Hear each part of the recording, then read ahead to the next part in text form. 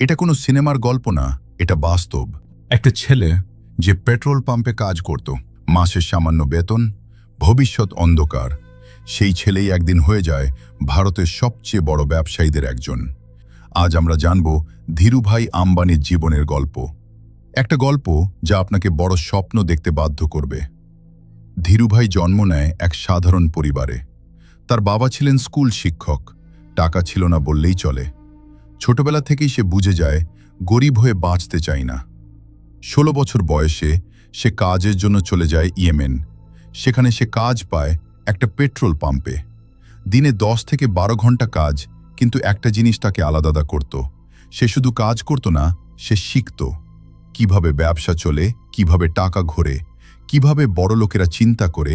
তার মাথায় তখনই একটা স্বপ্ন, একদিন আমি বড় ব্যবসায়ী হব। কিছু টাকা জমিয়ে সে ভারতে ফিরে আসে, শুরু করে ছোট্ট ব্যবসা।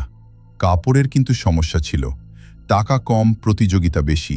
কেউ বিশ্বাস করত না, অনেকেই বলেছিল তুই পারবি না।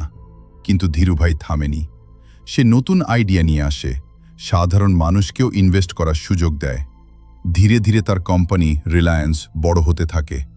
আজ রিলায়েন্স বিলিয়ন ডলার এম্পায়ার, হাজার হাজার মানুষের কর্মসংস্থান।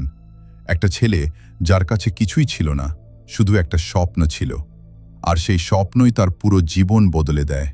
এই গল্প আমাদের শেখায় ছোট শুরু মানে ছোট শেষ না।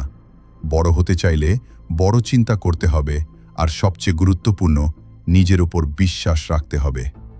আজ একটা প্রশ্ন, আপনি কি ছোট চিন্তা করে জীবন কাটাবে, নাকি বড় স্বপ্ন দেখে ঝুঁকি নেবে?